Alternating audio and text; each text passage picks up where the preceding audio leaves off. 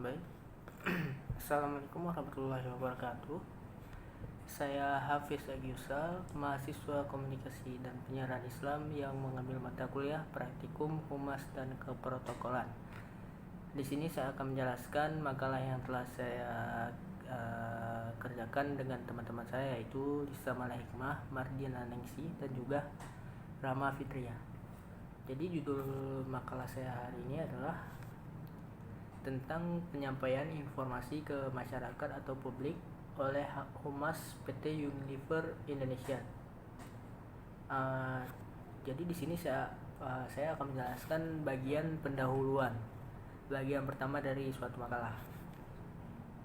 Sebelum saya menjelaskan lebih lanjut, di sini saya akan menjelaskan sedikit tentang humas di dalam suatu perusahaan. Di sini humas di dalam perusahaan lebih dikenal sebagai public relation, yang saat ini dibutuhkan di setiap instansi atau juga perusahaan, baik itu swasta maupun negeri. Humas sendiri memiliki tugas atau fungsi, yaitu untuk menjalani keharmonisan hubungan antara publik internal maupun publik eksternal. Jadi dapat disimpulkan juga keberadaan humas di dalam perusahaan atau organisasi ini memiliki peran yang sangat penting dan juga strategis, yaitu sebagai jembatan komunikasi yang juga menghubungkan ke seluruh publik yang berlaku di situ. Jadi aktivitas yang dilakukan humas juga menggunakan media komunikasi yang tepat. Hal ini bertujuan untuk tersampainya suatu pesan dengan mudah dan dapat dipahami oleh segala pihak. Lalu lanjut ke slide selanjutnya. Slide selanjutnya yaitu bagaimana kinerja humas dalam melayani masyarakat. Di sini kinerja humas itu harus menerapkan, di dalam kinerjanya humas menerapkan 3 fungsi utama, yaitu hubungan masyarakat dan mampu secara objektif menanggapi pendapat dan sikap publik, sehingga humas dapat memberikan masukan kepada pimpinan organisasi untuk menciptakan lingkungan yang saling menguntungkan dan berkelanjutan serta mampu bersaing. Lalu pelaksanaan humas yang dilakukan sehari-hari, humas perlu mempelajari setiap langkah dan sasaran organisasi, lalu memantau keadaannya sejauh mana langkah dan sasaran akan mempengaruhi lingkungan organisasi tersebut. Lanjut ke slide selanjutnya. Bagaimana humas ini berperan dalam PT Unilever Indonesia. Di sini salah satu penerapan yang penting dalam suatu perusahaan atau go public adalah Good Corporate Governance, atau disingkat dengan GCG, atau lebih dikenal juga dengan tata kelola perusahaan yang baik.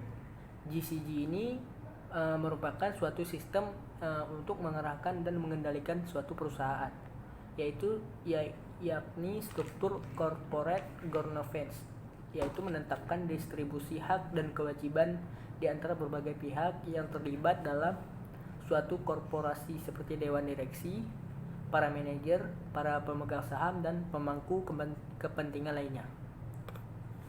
Lanjut di slide selanjutnya. GCG ini dibentuk melalui 5 prinsip.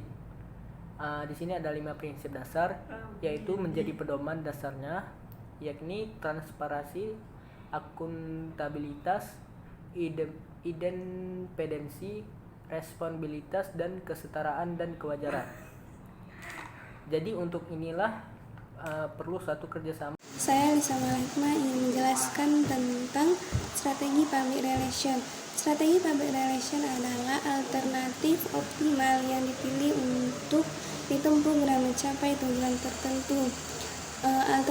Alternatif ini adalah cara ataupun jalan pintas kita untuk mengetahui hal-hal apa saja yang diperlukan oleh instansi tersebut guna untuk mencapai tujuan tertentu. Dengan memilih strategi ataupun jalan pintas yang benar, kita akan mengetahui tujuan dari berdirinya instansi yang kita dirikan tersebut. Kemudian yang kedua, rumusan strategi komunikasi. Rumusan strategi komunikasi terbagi atas 4 komponen. Yang pertama, mengidentifikasi khalayak atau publik. kita harus mengetahui masalah-masalah apa saja yang tidak diinginkan oleh khalayak yang berada di sekitar instansi yang akan kita dirikan. Kemudian dengan mengidentifikasi khalayak tersebut, kita akan mengetahui jika hal apa saja yang harus dilakukan oleh instansi kita terhadap untuk menjaga kenyamanan dari masyarakat yang berada di sekitar instansi kita tersebut. Kemudian yang kedua, memilih metode dan media yang dapat mengurangi noise komunikasi. Dengan memilih metode yang baik atau media yang baik, kita akan mengetahui cara kita berkomunikasi dengan masyarakat itu seperti apa, dan dengan memilih media yang tepat akan mengurangi noise komunikasi. Secara tidak langsung, apabila tidak terjadinya noise komunikasi, maka instansi dan masyarakat akan terjalin hubungan yang sangat baik. Kemudian yang ketiga, melakukan implementasi komunikasi. Dengan melakukan implementasi komunikasi tersebut, kita akan mengetahui masyarakat sekitar instansi kita itu menginginkan hal-hal apa saja, dan instansi kita itu menginginkan hal-hal apa saja terhadap masyarakat yang berada di sekitar kita, yang berada di sekitar instansi tersebut. Kemudian yang keempat, evaluasi dan menampung umpan balik komunikasi. Dengan mengevaluasi atau menampung umpan balik dari khalayak yang telah dilakukan komunikasi tadi, kita akan mengetahui kekurangan ataupun kelebihan dari komunikasi tersebut. Dengan mengetahui kelebihan dan kekurangan, kita akan memperbaiki instansi kita tersebut. Dengan secara tidak langsung, maka masyarakat pun akan merasa nyaman dengan didirikannya instansi kita tersebut. Kemudian strategi Humas Unilever. Strategi Humas Unilever ini terbagi atas 3 komponen. Yang pertama, membangun hubungan dengan media. Unilever merupakan instansi yang sudah lama berdiri. Dengan mereka menggunakan strategi membangun hubungan dengan media.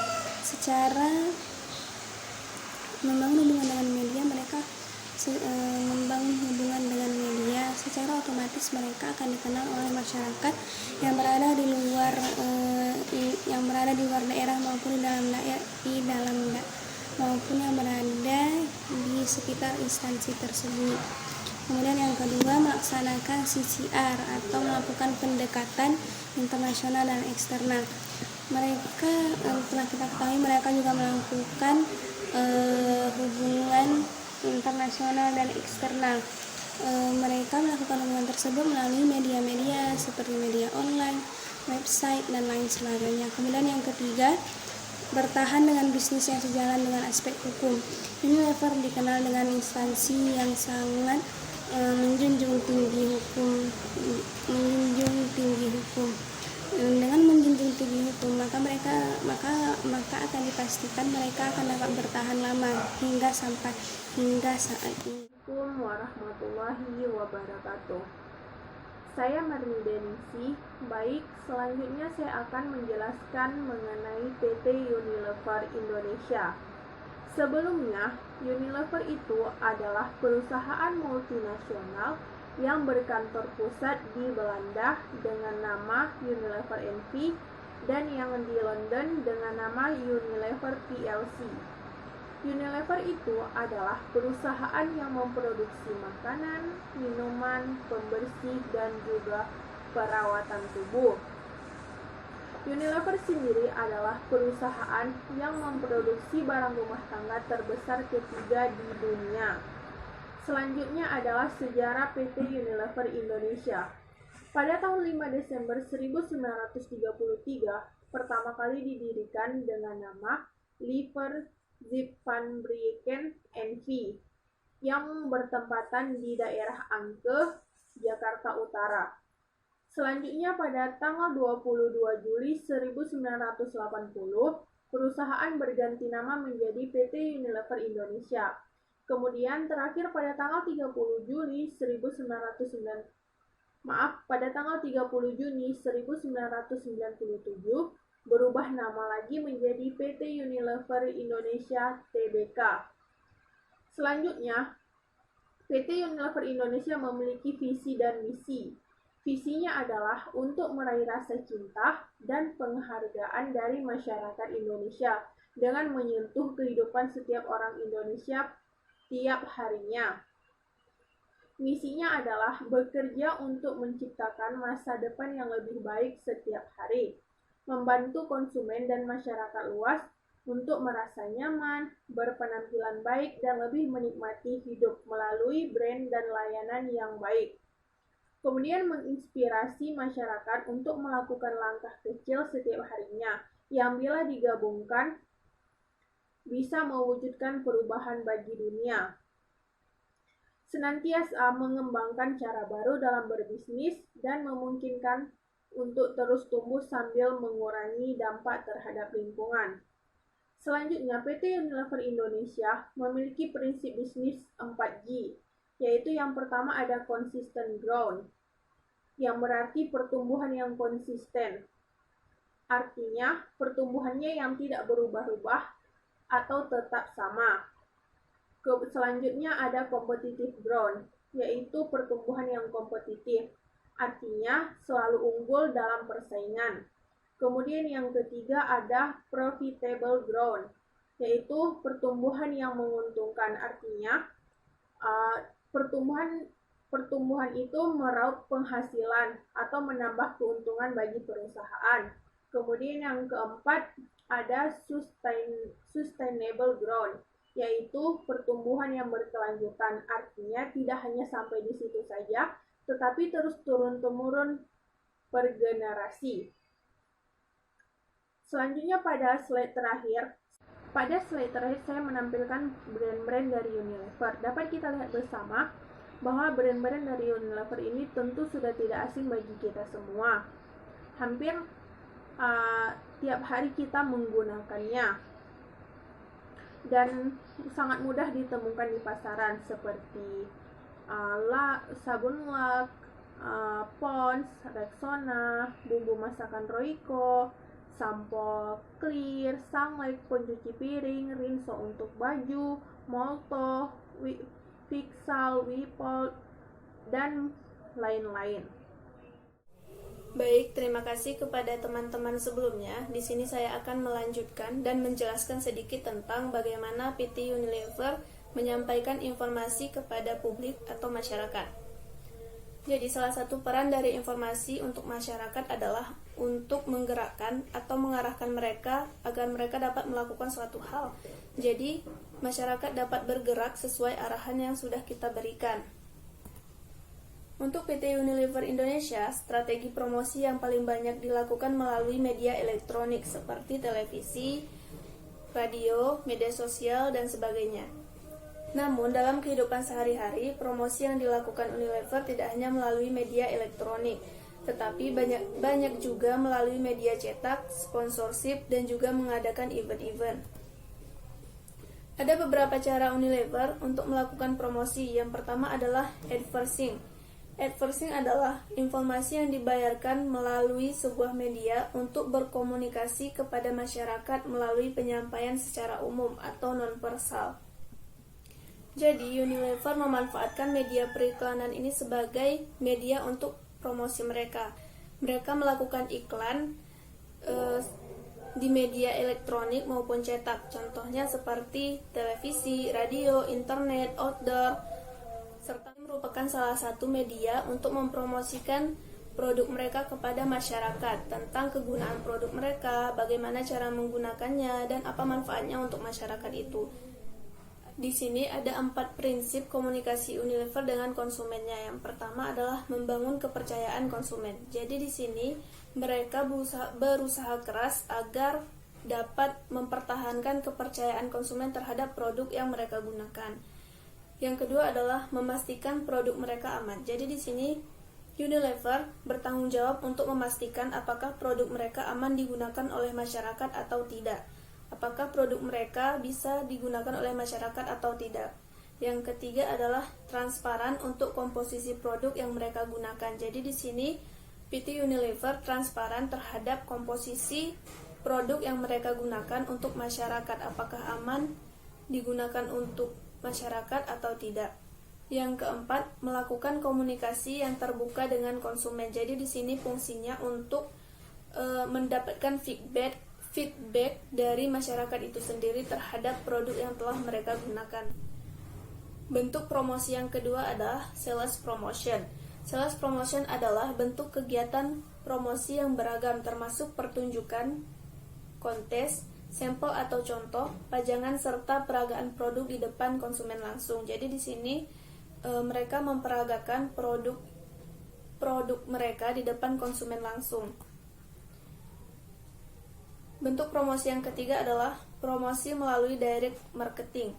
Unilever dalam melakukan pemasaran secara langsung menggunakan media seperti pengiriman surat secara langsung kepada para pelanggan, melakukan interaksi dengan telepon dengan para konsumen, email, dan juga media sosial yang bertujuan untuk mendapat respon secara langsung dari konsumen mereka. Bentuk promosi selanjutnya adalah promosi melalui direct marketing. PT Unilever dalam melakukan pemasaran secara langsung menggunakan media seperti pengiriman surat secara langsung kepada para pelanggan, melakukan interaksi dengan telepon, email, dan juga media sosial yang bertujuan untuk mendapat respon langsung dari pelanggan. Jadi di sini PT Unilever ingin mendapatkan feedback secara langsung dari pelanggan mereka terhadap produk yang mereka gunakan, apakah mendapatkan respon yang positif di tengah masyarakat atau tidak. Promosi yang selanjutnya adalah promosi melalui personal selling.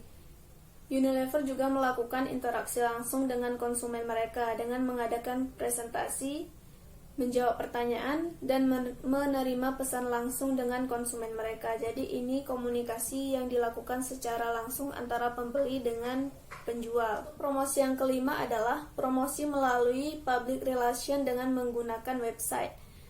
Public relation Unilever menggunakan media website sebagai salah satu bentuk promosi produk mereka kepada masyarakat. Jadi di sana mereka memasukkan foto, video, dan kegiatan-kegiatan brand-brand produk dari perusahaan mereka.